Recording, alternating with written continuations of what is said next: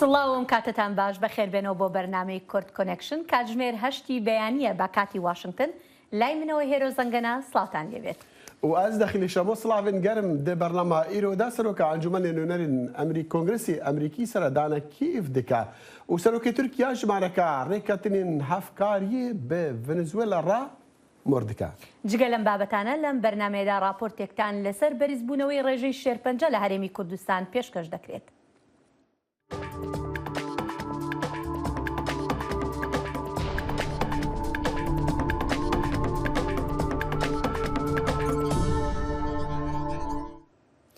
نەریتی ئێوارەخوانی کۆشکی سپی بۆ ڕۆژنامەنووسان و ناوداران پاش 2 ساڵی کۆرۆنا و چەند ساڵی بایکۆتکردنی لەلایەن سەرۆکی پێشوو داناڵد ترامپەوە شەوی شەمە بەڕێوەچوو. لەم بۆنەیەدا سەرۆک بایدن ستایشی ئەو ڕۆژنامەوانانەی کرد کە داگیرکاریەکانی رووسیا لە ئۆکرانیا ڕۆماڵ دەکەن.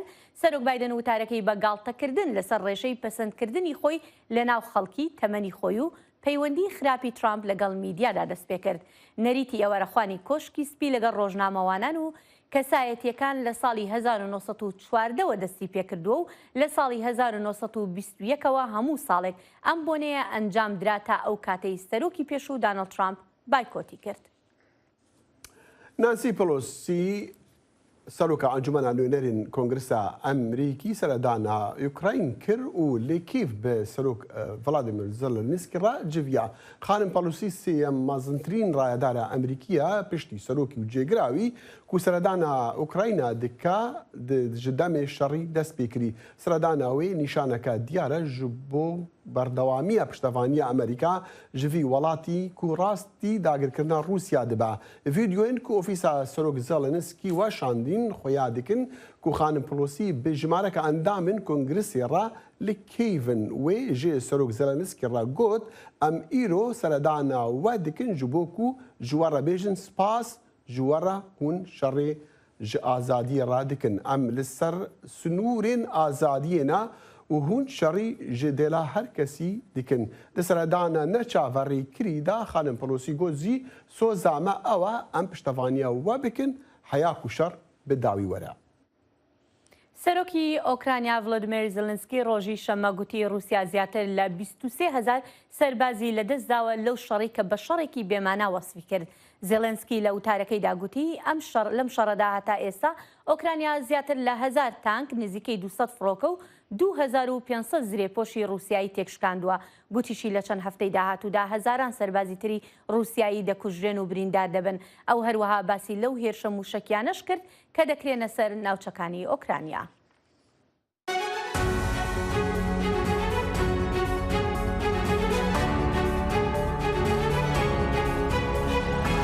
چاوی واشنگتن بەرنامەیەکی هەفتانەیە لە بەشی کوردی دەنگی ئەمریکاوە ئامادە و پێشکەش دەکرێت. من بەڵێن ساڵح هەموو ڕۆژانێکی هەینی لەگەڵ پسپۆراندا تاوتوێی گەرموگورترین بابەتی ڕۆژ دەکەین لە پەیوەندی بە سیاسەتی دەرەوەی ئەمریکاوە.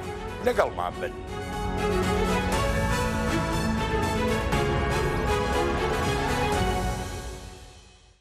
وسروك اندونيسيا جوكو ويدودو كودي سروكاتيا جيفينا كوما جي بيست بكا سروك اوكرانيا فلاديمير زيلينسكي داخوازي وان جيفينين بلندن وي كوميكريا كودي درنگيا افصال لبالي وراكرن تافيكو سروكي روسي فلاديمير بوتين جي آمادي جيفينا ببا هر چابا داخواز كرنا زيلينسكي نمرجا كو ريبانين امريكي ين روش آفاي آماده بن كو رجدن لسر و درکرنا موسکو.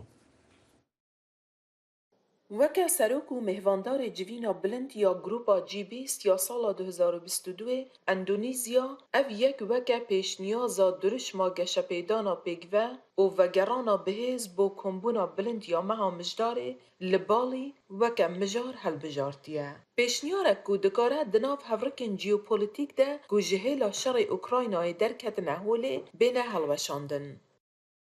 Dan kalau kita bicara اتزانم گوجی بیسته چه بویه جبو که شپیدانا آبوریا جیهانیه و ام بحثا وجاندنا آبوریا جیهانی دکن دو تشتی سرکی هنه گو گلکی گرینگن دفی روژی ده یا یکی کووید 19 و یا دویم جی شری ل اوکراینیایه.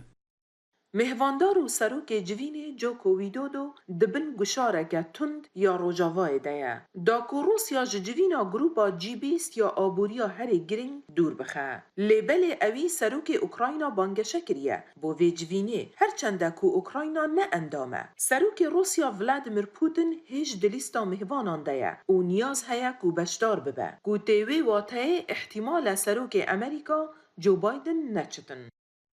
Our understanding and of course دگهشتنا مجان دونوزیان اوه کو به تایبتی هم دگلوان آخفتینه. هلبت هندکاران دگلوان پشراز بگن که اوان بری شری روسیا بانگشه کره بو جبر وی که هر پنگا وکاتر هبه از ده بجموان. لیمنرین خوراگه هاندینه امو ساده بینین که نابه ببن بشک جوه جوینه چه به آشکرایی و چه به نهینی.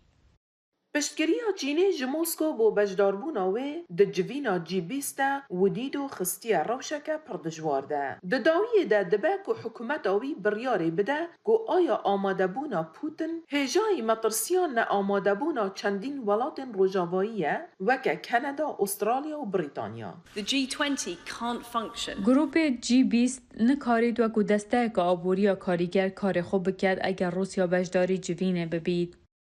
Ez bêjim baştirîn çareserî bû Endonezyaye ew e ku Zelenskî vexwînin û paşê Rusya bêje Putin biryar daye ku neçe.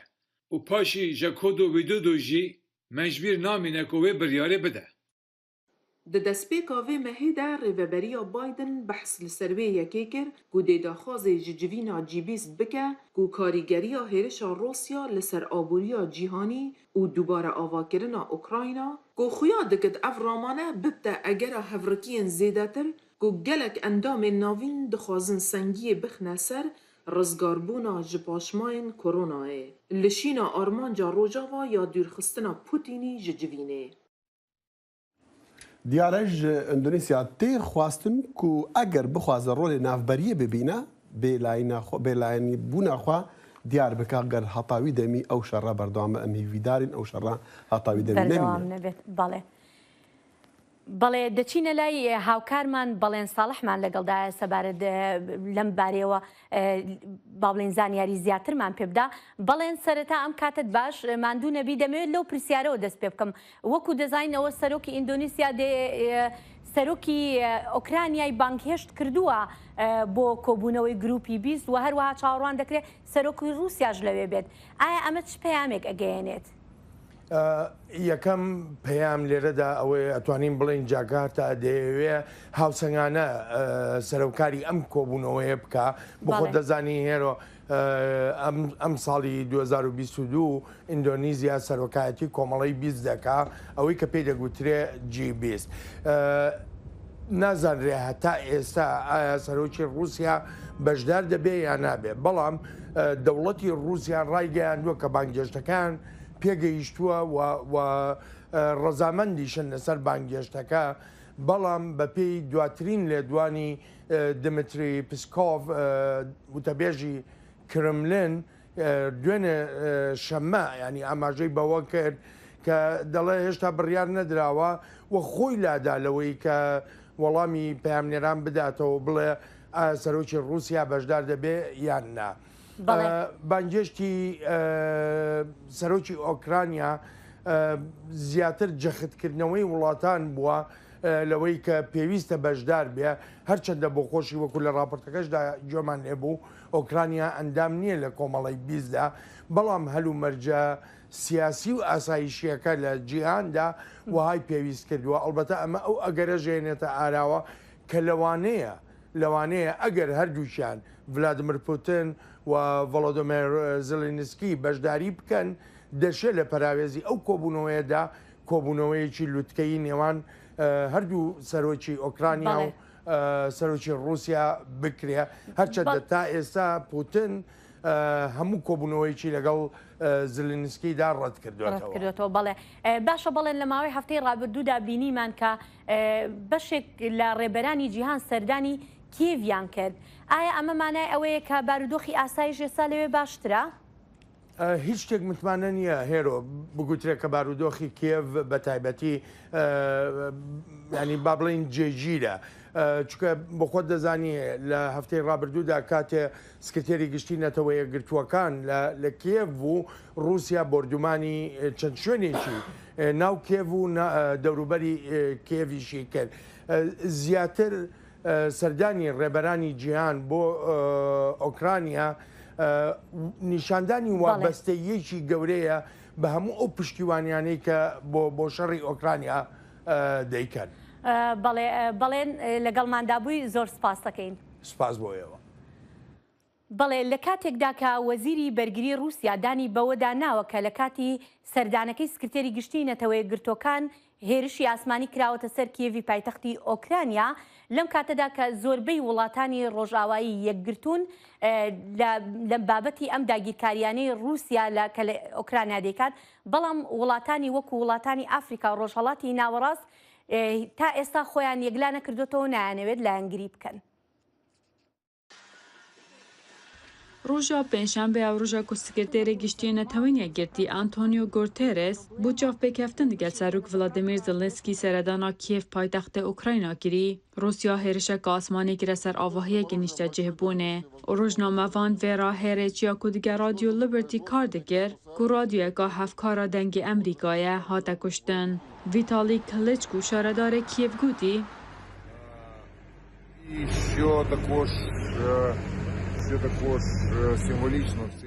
تشتê herî diyar e ew e got sekreterê giştî yê netewên yek bûyî li Kiyevê niha. Ev jî weke pêşwazîkirinê ye ji bo hatina wî. Putin di vê gavê de armanca xwe nîşan da. Ne ew e goxaniyê me bike armanc û bihelweşîne. Armanca wî jiyana mirovan ye.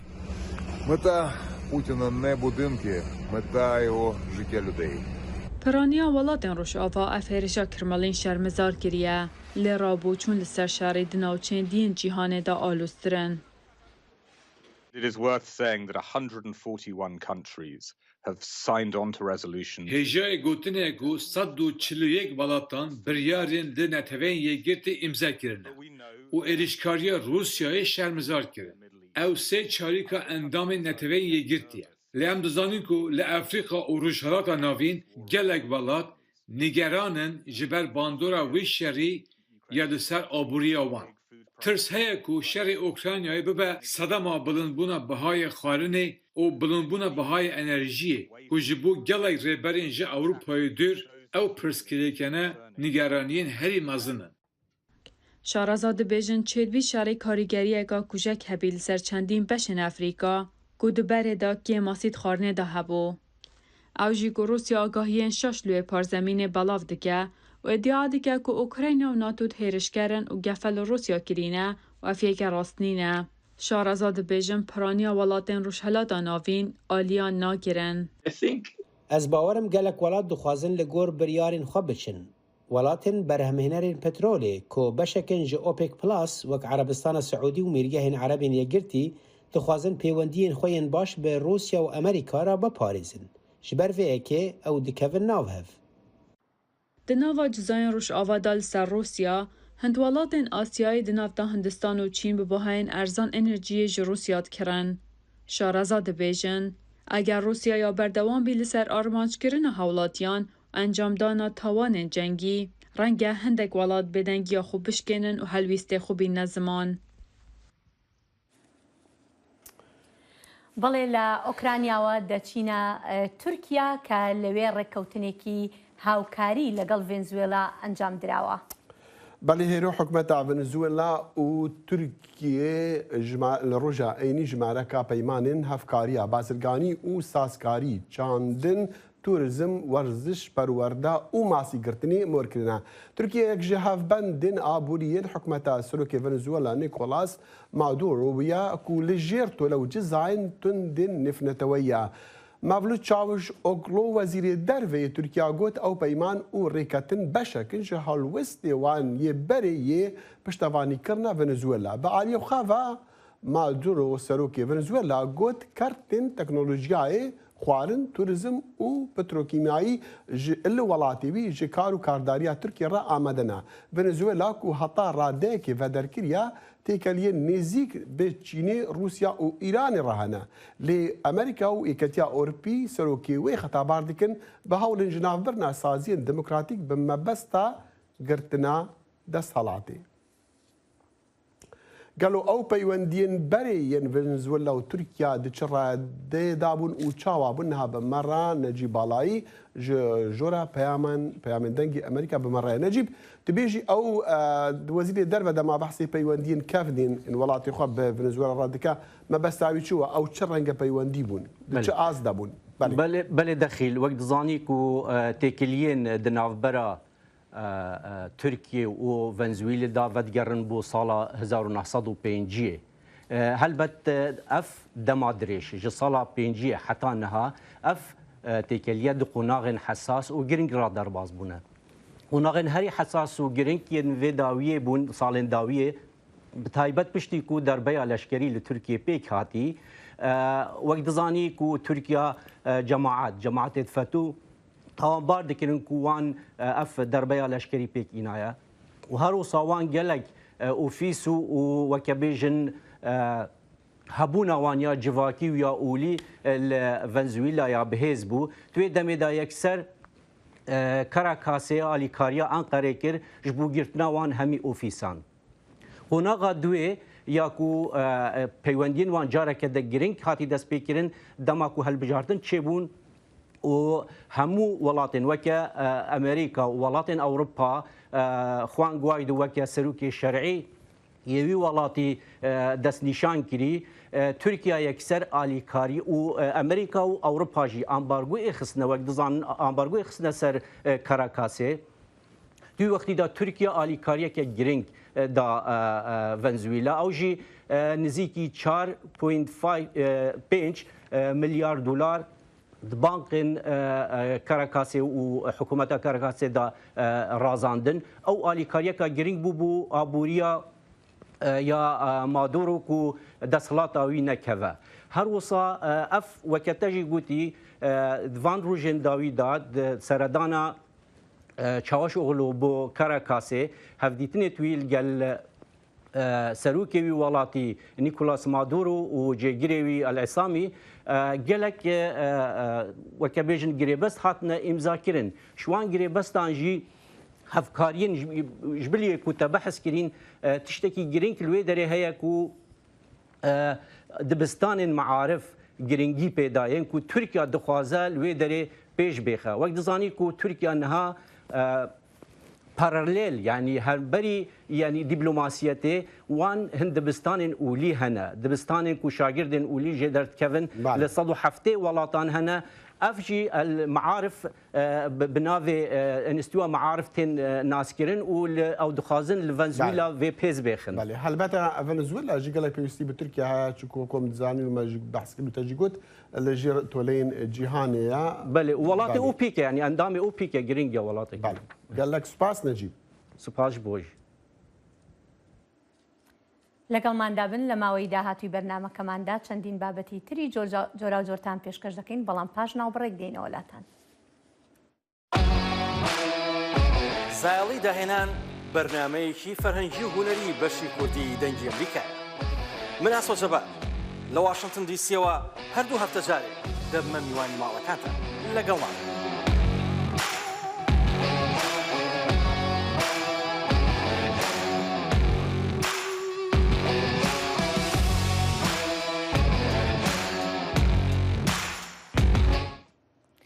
نیکۆ پوپاسکۆ وەزیری دەرەوەی مۆلدۆڤا ڕۆژی شەمە گوتی داهاتووی ئەوروپا دەکەوێتە سەر ئەوەی کە چۆن جەنگەکە لە ئۆکرانیا کۆتایی پێدێت. پوپاسکۆ بە کەناڵی سکای نیوزی بەریتانی ڕاگەیاند پێم وابێت داهاتووی تەواوی ئەو کیشوەرە دەکەوێتە سەر توانەکانی ئۆکرانیا بۆ هێشتنەوەی سیستەمی سیاسی خۆی. مۆلدۆڤا لە نزیکەوە چاودێری شەڕ لە ئۆکرانیا دەکات بە تایبەتی پاش ئەوەی کاربەدەستێکی باڵای لەشکری رووسیا گوتی هێزی رووسیا هەوڵ دەدات تەواوی باشووری ئۆکرانیا کۆنتترۆل بکات و دەڵێت ئەم کردارە ڕێگا بەرە و ترانسنستریا خۆش دەکات کە شوێنێکە لە نێوان مۆلدۆڤا و ئۆکرانیا کە لە ساڵی 1992ەوە لەژێر دەستی جوداخوازاندایە. لا اسطنبول پۆلیسان بکێمی 25 خۆپیشاندەر گرتن دەما کووان هەوڵ ددان خوا بگەینن مەدانە تەقسیم ji بۆ شاهین ڕۆژا کرێکارین جیهانی ئیرۆ یەکشەمێ کۆمەکە ئەندامین سندیکایên کرێکاران û partiyên çap hatin girtin demawan dema ew beref meydana nîva Estenbolê ve diçûn rojnamevanên Associated Press li cihê Rûdanê ragihandin ku ew koma 25 kesan hatin negirtin û şer bi hevçûn jî di nêvbera xwepêşander û polîsan de jî derketiye. Hêzên ewlehiyê hewl dan rêkê li pêş rojnamevanan bigirin. Meydana Teqsîm cihekê taybetê sendîka kirêkaran ji bo şahiyên roja kirêkarên cîhanê. Li 1977 êrişeka çekdarî li ser wan hat kirin têda 34 kes hatine kuştin. Dengê Emerîka Cavkaniyeka pêbaweriya nûçew agahiyan.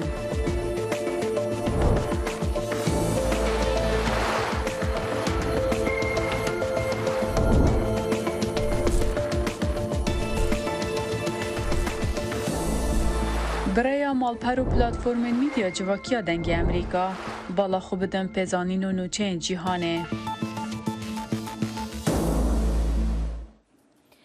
بەڵێ دەخیل هەرچەندە لە بەشێکی زۆری جیهاندا ئەمڕۆ ڕۆژی کرێکارانە کە پێی دەگوترێت جەژنی کرێکاران بەڵام دەمەوێت بە بینەرانی ڕابگەێنم کە ئەمڕۆ لە وڵاتە یەکگرتوەکانی ئەمریکا جەژنی کارکەران نییە بەڵکو لە وڵاتە یەکگرتوەکانی ئەمریکا وەکو دەزانی یەکەم دووشەمەی مانگی نوێیە جەژنی کارکەران و هەمیشە ئەکەوێتە یەکەم دووشەمەی مانگی نۆ و هۆکاری ئەوەش کە لە ڕۆژی دووشەمەدایە دەیانەوێت لەگەڵ شەمۆ یەکشەمەکە ببێتە سێ ڕۆژی پشودان بۆ خەڵکی. بەهەرحاڵ وەکی تەژی گوتی لە چەندین وڵاتین جیهانێکی ڕۆژا یەکی پێنجی گولانێ وەک ڕۆژا کرێکارین جیهانێ تێ پیرۆزکردن لە چەند باژارên تورکیا ئیرۆ هەلبەت چالاکی هەبوونە و دیارە خەڵک دەرکەتنش بۆ پیرۆزباهیاوان نەها بەمەڕە ڕاستەوخوا هەردوو پەیامنەرێن دەگی ئەمریکا خەجیجان فاقین و ئەیوب دەمیر بەمەڕانە ئەس جەم خەجیجان جەم ئەیوب دەست پێ بکەم ئەیوب ئەبزانم جەمتر چێ دەبوو و ئەف ڕۆژ چاوە هاتکردن لە تورکیە گەلکی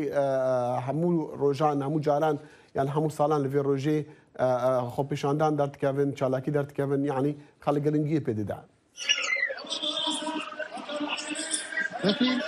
یەکی گولانê eva du sal bû li ber pandemiyê kêm dihate pîrozkirin an jî ama salê 2001 da em dikarin bêjin ku nehate pîrozkirin jî lê vê demahanê da kirêkarerên cîhanê çawa derketin kolanan li Enqerê jî derketin kolana li pêşiya gara Enqerê hatin bahêbû dilê paşên meşiyan ew meş ana cî ez disekinim taqa Tandoğan dibêjin li vê derê kom bû û li vê derê hespî lêrînên xwe jî diyar kirin ana li pişt min sahnê da jî sedan berdam dike yani çi derket dixwazin neke serwana jî bisekinin rastî daxwazê herî pêşîn ew bû ku daxwazê aşitiyê bû daxwazên aboriyê hebûn yani rastkirina aboriyê bi jî hikûmetê hin debêdî da hatin gotin dîsa di vê derê da yek û beşdar bûn mesela sendîka Rekistinên demokratîk, partiyên siyasî, firêwan li vê derê bû bi yek dengî daxwaza wan a têbahî ew bû ku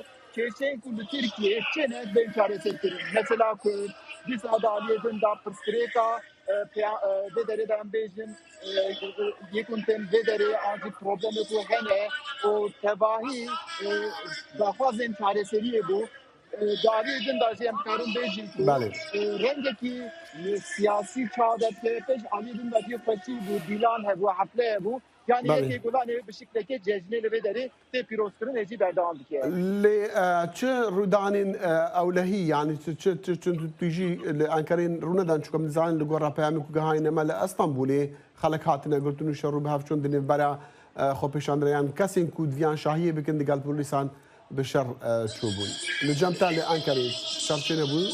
Bakın li vê derê ewlekariya te mezin girtine yani dewrûberê cî ku em qadê danê her der ji alê polê te hatiye girtin. Bi kontrol yek qismê hundir ew pankartên ku hebûn bi dilê wan nîm wan jî nivîsekê ser hatibûn nivîsîn hin ji wan destûr nedan ku derbasî nav vê qadahanê bibe لی تبایی دکارم بیجیم تو آستنگی کا پرژی مزنجی در نکت یعنی دمن دری را انقره دا پر آستنگی در بخصم لی به آنها به دری دا امکان بیجی تو به آوایی که آسایشی ابته پیروز کنن ليه شما يعني هذين آسايش ريلوانا دقرين شما دروش ميلوان يعني شالاكين وان دجي حكمتنا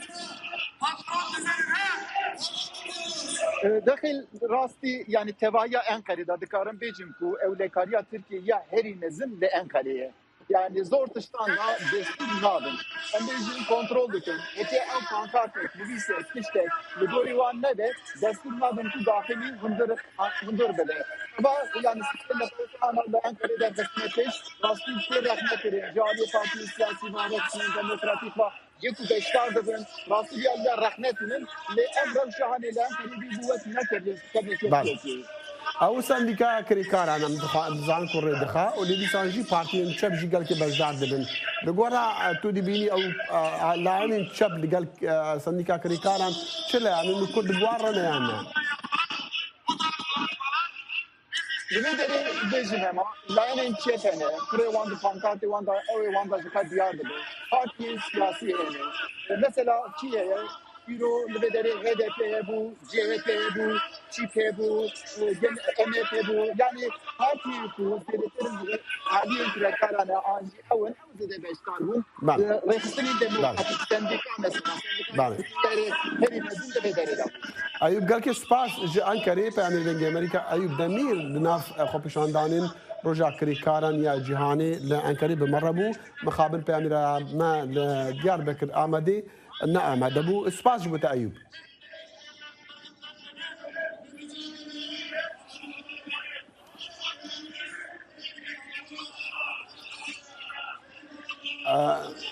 دیانا ما نکاری خرجانی پیدا کرد هر چند افکار بله تادی ڕێژەی توشبوون بە نەخۆشی شێرپەنجە لە هەرێمی کوردستان ڕووڵە هەڵقشان دەکات لە کاتێکدا هیچ داتا و توێژینەوەیکی زانستی لە بەردەستدا نییە هۆکارەکانی هەڵقشانی نەخۆشیەکە ڕوون بکاتەوە. نەخۆشخانەی هیوای تایبەت بە توشبوانی شێرپەنجەیە لە سلێمانی جمەی دێت لەو نەخۆشانەی گرفتاری دەست شێرپەنجەن. تا دێت ژمارەی توشبوانی شێرپەنجە لە هەرێمی کوردستان ڕوو لە هەڵکشان دەکات. لە ساڵانی 1920 ژماری توشبوون لە ساڵێکدا هیچ کاتێک نەگەشتۆتە 3000 حاڵەت بەڵام ئێمە پار زیاد لە 3000 حاڵەت بووە پێشبینیشمان بۆ ئەم ساڵ بە هەمان شێوەیەکە ئامارەکان لە هەڵکشاندایە و توانم بڵم لە ئێستادا ڕۆژانە نزیکەی 15 حاڵەتی نوێی شێرپەنجە تۆمار دەکرێت لە ناو نەخۆشخانەی هیوە و ڕۆژانە زیاد لە 600 کە سەردان دەکات بۆ وەرگرتنی چارەسەری پزیشکی و ئەنجامدانی پشکنین. لەو حاڵەتانەی ڕۆژانە پشکنینەکان توشبوونیان بە شێرپەنجە دەسەلمێنێت. خەڵکی ناوچە جیاجیەکانی کوردستان و داتایەکی ورد لە بەردەستدا نییە بەرزی ڕێژەی نەخۆشەکە لە ناوچەیەکی دیاریکراو بسەلمێنێت. هۆکارەکانی توشبوون بە نەخۆشەکەش هەمان ئەو هۆکارە زانستیانن کە لە دنیادا بەربڵاون. ڕێژەی جگەرە خواردن و مەشروب خواردنەوەیەکێکە لەوانەیەکەوە هۆکاری سەرەکین. ژینگە کە پیسە بێ بە هەندێ دووکەڵی سەیارە، هەندێک جۆری دووکەڵ، هەندێک جۆری سووتان هۆکارێکی سەرەکیە. بە نمونە کوالیتی دەرمان و دەرمانی خراپ کە جارێکی کە ئێمە دەرمانەکانمان لە بەرەوەی ڕیسایکلیش ناکرێتەوە دیسان یا ئەسووتێنرێت یا ئەخرێتە ژێر ئەرزەوە کە ئەخرێتە ژێر ئەرزەوە دوجار ئەم پێکاتە کیمیایە کە گۆڕانکاری خەتەرناکی بەسرایەت ئەچێتە ئاوی ژێرزەویەوە جارەیە کە هۆکاری شێرپەنجەیە. خواردنەکانمان کە کوالیتی زۆر خراپن هۆکاری شێرپەنجەیە. یعنی هەر بابێک تەنانەت مەوادی ئینشائیمان هەیە خەڵکانێکی پسپۆر لە بواری ئینشائیە باسییان کردووە کەوا مەوادی موسەرتنی تایە. زۆرێک لەوانەی دووچاری شێرپەنجە بوون.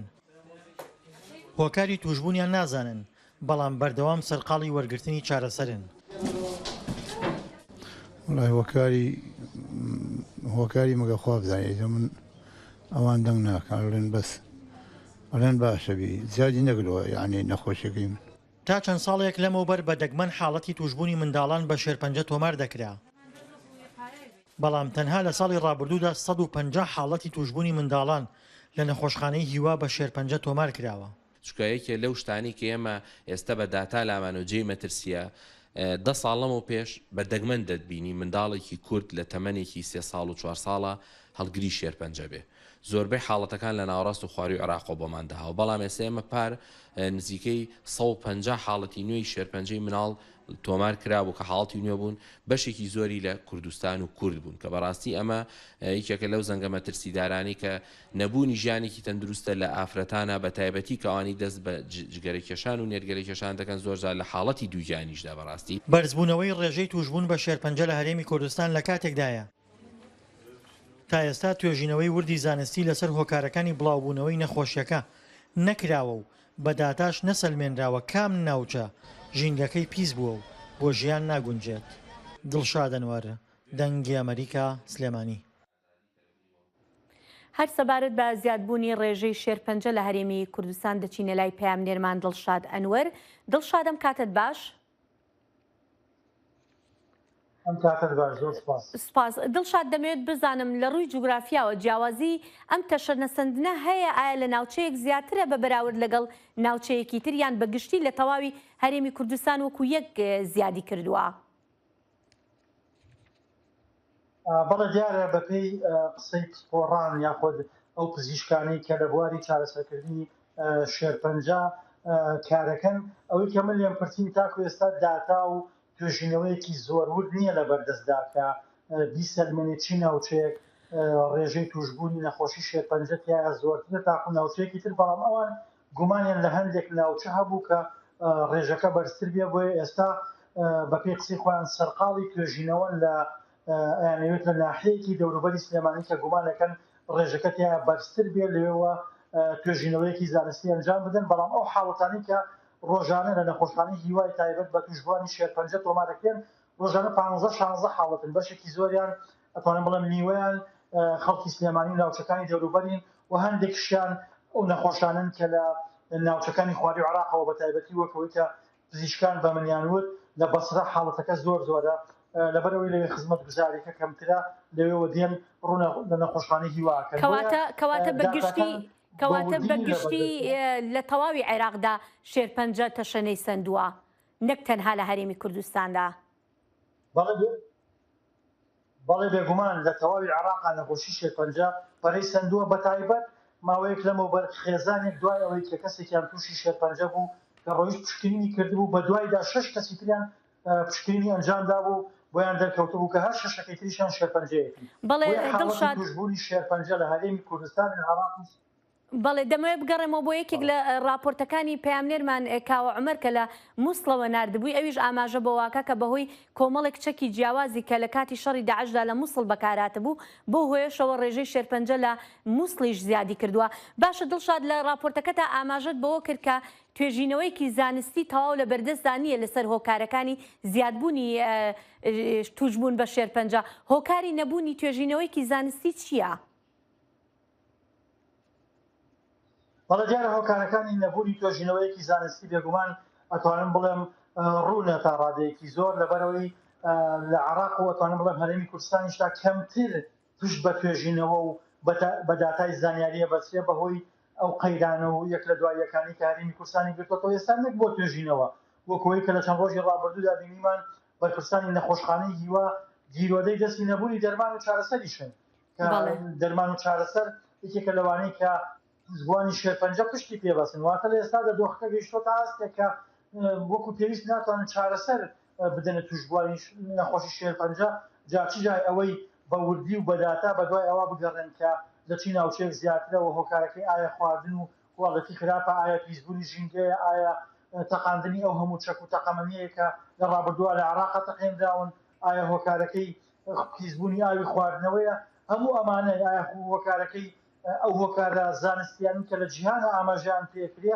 بۆیە تەنها بە وردی نەسەلمێنداوە ئەتوانم بڵێم بەڵێ پەیامنێرمان دڵشاد ئەنوەر لە گەرمیانەوە لەگەڵماندا بووی سپاس دەکەین. وەکیتەژی گوتی هێرۆ دڵشاد و بەحث کرد مەسەلاک و تبزانی سەدەمین بلندبوونا ڕێژەیە خەڵکی و شێرپەنجە جەموان پەیدا دەبێت چنە پێویستی بە ناوەندێکی لێکۆلینە لە مووسڵێ نیشان هەنەک و مەسەلا چەکی هاتیە کارینان شەڕێدا ئەشدا بووینە سەدەم بارحال ئەفە نەباسن دەبێتن لێکۆلین بینکردن بەڵێ بەردەوامین لەسەر بەرنامەکانمان و پاش ناوبڕێک دێنەوەلاتان کە راپۆرتێک سەبارەت بە گرنگیدان بە لەشجوانی ژنان لە هەڵەبجە پێشکەشتان دەکرێت. دەنگی ئەمریکا سەرچاوەی متمانە پێکراوی هەواڵ و زانیاری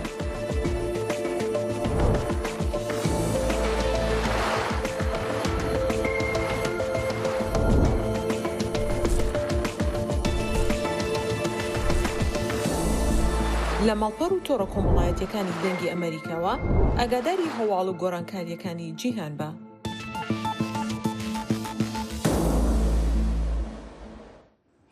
لە باژارێ حەلەبجە وەرزشێ لەش جوانیە دناف خانماندا چەندی و ناودار دەبا و ژمارە خانمین دەست داوی ڕەنگی وەرزشی هەرتی و زێدە دەبا و ژخوا ji بۆ ئەو دەبێژن و ئەو نەبتنی ji بۆ زەلامان ئەو وەرزش هاتیە ئامادەکردنیان هەیە بەلکو ji بۆ ژنان ژیتێ و خۆ ئامادە دەکەن ji بۆ بەریکانیە دەوی وەرزشدا لەسەر ئاستی جیهانیژی ئەم vê raporta vê raportê ji Helebce bibînin. تا دێت بەشداری خانمان لە پاڵەوانیتیەکانی بەرزکردنەوەی قورسایی لە پارێزگای هەڵەبجە زیاتر دەبن. لەو چوارچێوەیەدا چەندین هۆڵی تایبەت بە ڕاهێنانی خانمان کراونەتەوە کە ڕۆژانە خۆیان ئامادە دەکەن بۆ پاڵەوانێتیەکان. ئەم یاریانە بۆ بەرەو پێشچوونی ئافرەتەکانە وسپاس بۆ خوا لەم منتیقانە خاستن پارێزگای هەڵەبجە زۆرترین یاریزان ئەم ساڵە بەشداری ئەم جۆرە پاڵەوانیتیانیان کردو و ئافرەتەکانمان ڕۆژ بە ڕۆژ بەرەو پێشتر و باشتریش ئەڕۆن تازەیە بەڵام میکرووردەوردە چێتە ناو خەڵکەوە و زیاتر هەنێ جار دایک و باوکەکان ڕێگرە بن چکە شتەکەیان نەدیوە و سەرەتای و تازەیتر ساڵ بە ساڵ بەرەو پێشتر ڕۆشتووە. پاڵەوانیەتی بەهێزترین خانمانی عێراق و لەبەربوونی گرنگی خانمانی هەڵەبجە بۆ یاریدەت لێفت خانمانی هەموو پارێزگاکانی عێراقی لە هەڵەبجە کۆ کردووەتەوە کە لە کێشی 40 کیلۆگرامی تا زائید 100 پاڵەوانیەتیەکە ئەنجام دەدەن. پاڵەوانێتی بەهێزترین خانمی عێراق بەڕێوەچێ کە لیژنەی هێز و بەهێزترین پیاوی عێراق کردوێتەوە خۆشحاڵانە پارێزگای هەڵەبجە میواندارەتیان پاڵەوانێتی کردووە 4 پارێزگاتیای بەشدارە پارێزگای هەڵەبجە و سلێمانی و هەولێر و بەغدایە و یاریزانێکی باش تقریبی 25 یاریزانێکی تایە و منافەسەیەکی بەهێزە ڕێژەی بەشداریکردنی یاریزانی کچان خاصن لە سنووری پارێزگای هەڵەبجە ڕێژەیەکی زۆری هەیە بۆ ئێمە پێمان خۆش بوو میواندارێکە هەڵەبجە بیکات و پاڵەوانی شارەکانی کە سەردانی هەڵەبجە بکەن. خانمان ئاماژە بە وەرزشی لە ژوانی و بەرزکردنەوەی قورسایی دەدەن و دەڵێن گەر یاریەکە لەژێر ڕێنمایەکانی ڕایەنەر ئەنجام بدرێت کاریگەری نەرێنی لەسەر جەستەی خانمان دروست ناکات. و وەکو شاری سلێمانی ئێمە 4 یاریزان بەشداریمان کردووە و ئەم یاریانە هیچ خەتەرێتێک لەسەر جەستەی ئافرەت دروست ناکرا بە مەرجێ ئەو ئافرەتە خۆی ئەو ئافرەتە خۆی پێشتر یاری ئاسنی کردبێ و جسمی ڕاهات بێ لەگەڵ هەڵگرتنی ئەو وەزنانەیە و پێشتر خۆی گەرم کردبێ و مەجموعەی ڕێکار هەیە ئەبێ پێشەوە بگریتە بەر و لەشت ئامادەکەی. بەشێک لە خانمان لەسەر ئاستی پارێزگاکانی هەرێم و عێراق دەڵێن یاریەکە بۆ کوڕان و کچان جیاوازیەکی ئەوتۆی نییە. ئێستا خانمان بە ڕێژەیەکی زۆر بەشداری لە پاڵەوانیتیەکان دەکەن. ماكو فرق احنا سوينا هاي البطولة احنا منتخب هنا المنتخب هیچ جیاوازیەک نبینم ئێستا من نوێنەرایەتی یانەیەکی بەغدا دەکەم هیچ جیاوازیەک لە نێوان پیا و ژن ناکرێت وەرزش هیچ بڕیارێک لە نێوان کوڕ و کچدا نادات بەڵکو وەرزش بۆ جوانیە و بۆ خۆشیە. حلوة لناخذ طبعا سرتا دەست خۆشی لە مامۆستا ساریە ئەەکەم ئەم پاڵاوانێتی ڕێکخستووە لەگەڵ بەرەوبەرایەتی هەڵەبجە لاوانی هەڵەبجە زۆر سپاسیانەکەم کە ئەو هەلەیان بۆ یاریزانەکانیان ڕەخساندووە کە یاری بکەن بەرەو پێشەوە برن چونکە یعنی زۆر ناخۆشە تۆ وەرە تەمرین کە و بەشداری هیچ بطوڵەت نەبێ هەم ئاست دابەزێ هەم هیچ پێش ناکەیت. یاری لە جوانی و بەرزکردنەوەی قورسایی ماوەی چەند ساڵێکە لە هەڵەبجە گرنگیەکی زۆری پێدەدرێت چەندین خانمی بەهێزی لە وەرزشەکەدا ناساندووە بەشێکیان ئێستا یاری بۆ یانە گەورەکان دەکەن و هەندێکیشیان نوێنەرایەتی عراق دەکەن لە پاڵەوانیەتیە نێودەوڵەتیەکاندا. فەرحان هەورامانی، دەنگی ئەمریکا، هەڵەبجە. سمیت بەشێکی گرنگی خواردنی بەیانیان و نیوەڕوانی کارکەرانی کارگەکان و شۆفێرەکانی تاکسیە لە ئەستەمبوڵ. لەو شارەدا بە هاوین بێدیان بەزستان لە هەموو وەرزێکدا خەڵکی ئەم خواردنە دەخۆن بە تایبەتی بە چایەوە. سیمیت li taştê, firavîn û her danê rojê bû karkerên fabrîkayan, taksîvan û bi kurtasî tevahiya İstanbulyan yek ji xwarina sereke ye. Li vî bajarî Simît wek semboleke ye ku li her qad û kolanan pêkone ku mirov bibîne. Her wiha zivistan an ji havîn ferq nake, her demsalê ji aliyê İstanbulyan ve bi taybetî bi çayê tê xwarin û sedemên vê yekê hene. Simît hem bi tam û hem ji bo ku erzan e ji aliyê hema her kesî ve te ecibandin. Werin em bibînin ku simît çaw e û ji çi tê çêkirin û gelo simît tama xwe ji çi digre. Hostayê Simîtê Cüneyt Yılmaz ku baw û bapîrê wî ji hosteyên Simîtê bûn, dibêje ku ji bo simîtê ew nîvê şevê dest bi kar dikin. Simit bir defa gece saat 3.30'da kalkacaksın. Ji bo çêkirina simîtê divê tu saet 3 ta 3.30 vê şevê rabî ser piyan, piştre divê tu 40 deqîqeyan hevîr bikî û divê tu hevîr jî ji bo ku bimeyê saetekî hêviya xwe lê bigirî, piştre tu simîtê çê dikî, di nav dimsê dixî û herî dawî ji kunciyan lê dikî. Her wiha tu dîsa 40 deqîqeyan di sîniyan da dihêlî û herî dawî ji davê jî firneyê. Bekletilir. Ondan sonra pişme aşamasına geçer. Usta Yılmaz di berdamiya axaftina xwe de behsa tama simîtê jî dike û têne ziman ku simîta bagirê daran tê çêkirin tam xweştir e. Bunun asıl lezzeti odundan geliyor. Odunun simît tama xwe ye taybet ji duyê daran digire û ev tam ji ber ku simîtê tenûrên bi ber de tê çêkirin distîne. Agirê darê pir girîng e ji bo saxlemiyê jî baş e. Gel jî bi taybetî ji simîtê kolanan pir hez dike. Hem çêkirin hem jî firotina vî karî zor e. Mînak firoşkar zivistan û havînê neçar dimîne kar bike. Furkan Yusuf Yılmaz ji firoşkareke Simîtê ye ku ew li ser kolana herê qelebalixa İstanbulê li İstiklalê kar dike. Yılmaz hem xwendekar e hem jî li ber piştî zanîngehê alîkariya bavê xwe dike. Yılmaz ji ber kar hîn roj derneketî dest bi kar dike. O simîtên xwe sereraz dike û li benda bikirin xwe dimîne. Zaten tek sıkıntısı soğuk. Pirsgirêka herî mezin rojên sarin. Rojên havînê mirov dîsanê îdara xwe dike. Her wiha jî ji ber got Teksîm navenda kêfê ye, cana serê sibê ji ber dengê zêde mirov pê nerehet dibe. Ji xeynî vê yekê tu pirsgirêkê din tune ye. Firoşkar Yılmaz bi berdewamî jî dibêje ku ji ber buhay û tama xwe simît her dem û demsal tê kirin. En ucuz Li derve xwarina herî hîsan tê dîtin û xwarina herî erzan simît e û hema li her kolanekê heye. Lê ji ber zamê nû bandora xwe ser simîtê kiriye. Bi taybetî jî bi kirên kevin gazina ji vê yekê dikin û buhayê simîtê îdî zêde dibînin. Hêjayî gotine ku ketkarên vî karî bi taybetî ji bo gerokan jî peyaman wan heye û ew destnîşan dikin ku simîta germ bi çayê tam xweştir e û ew tînin ziman ku her danê rojê gerok dikarin simîtê bistînin û bixwin. Membotanê, dengê Amerîka, İstanbul. خودێر و نانی گەرم خۆشە ژانی سبا بت ئێوارە بت هەردەمی هەر کاتێک بێ ئەرزان بت گران بت جی هەر خۆشە نانی گەرم نانی تەڕوونی گەلکی خۆشەتن. بەڵێ لە ئامەد نزیکەی 600 دۆنم زەوی باخ لە بەردەم ڕووباری دیجلە هەیە لە شارەکەدا بم باخانە دەڵێن باخی هەوسەڵ و دەوترێت زیاتر لە 8,000 ساڵ کۆنا.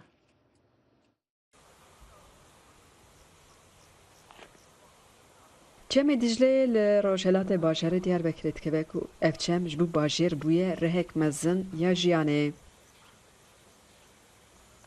Masîvan bi gelekan li ser çem masiyan digirin.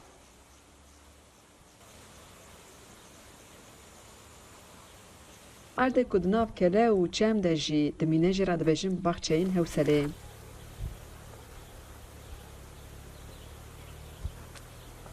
Ev baxçe ji bo bajêr weka jîngeh e.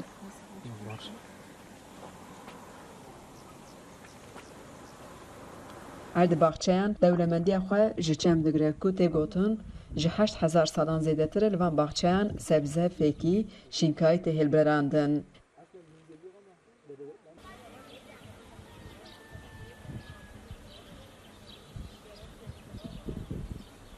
Nêzî 2800 dekar erd weke baxçe tê çandin û ev der ji bo bi sedan malbatan jî dibe jîngeh û dihatiya xwe ji van baxçeyan dikin.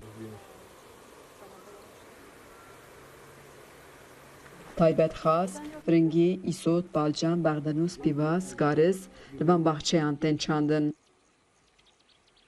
Digel wan darên fêkiyan, spîndar, ango hew jî darên sereke ê ve baxçeyan e. Baxçeyên Hewselê ne tenê bereketa bajîr e.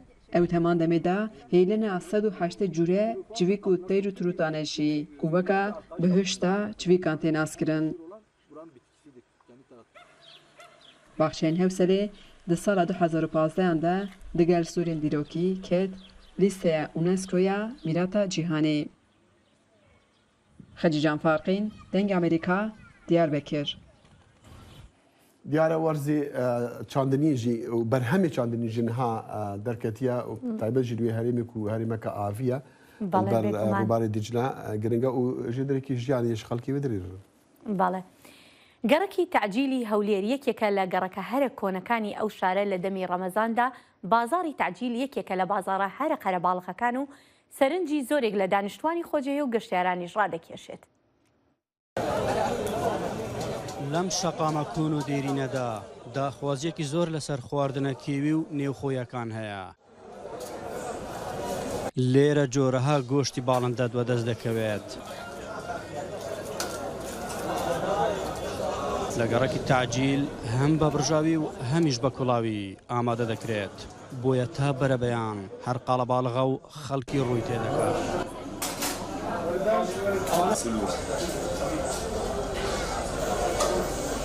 کۆتر و ڕەشوێلە و گاپەڕە پۆڕە سوسکەیە هەوێردەیە مراویە فڕۆزی کوردەواری ئەو نوع بابەتانەمان هەیە هەموو وەختێک لێرە تەلەبیاتی زۆرە چە زۆربەی خەڵک دێ لەبەر پەلەوەر و شتیوادێ ئیدیژەیە بابنێ لەبەر مشویات و شتیوا دێتن بەزێ زۆری لە بۆ پەلەوەر دێتن پەلەوەری چێوی و شتانە. سروشت و تایبەتمەندی شەقامەکەوایە هەموو چین و توێژێک سەردانی دەکات و بە سادەیی لەگەڵ یەکتری گفتوگۆ و دانیشتن دەکەن. لێرە دەی کۆمەڵە خەڵکێک دەبینی کە پێشتر بە ساڵ نەدبینیوە بۆ نمونە لێرە کە دەگەڕێی پیاسە دەکەی دادەنیشی گفتوگۆ دەکەی کەش و هەوایەکەی کەلتورە تایبەتمەندیەکەی تعجیل لە هەولێری پایتەخت لە شەوان تایبەتمەندێکی خۆی هەیە خۆشێکی خۆی هەیە لەزەتێکی هەیە ئەو لەزەتە لە زۆربەی شوێنی تری دنیا نابیندرێ.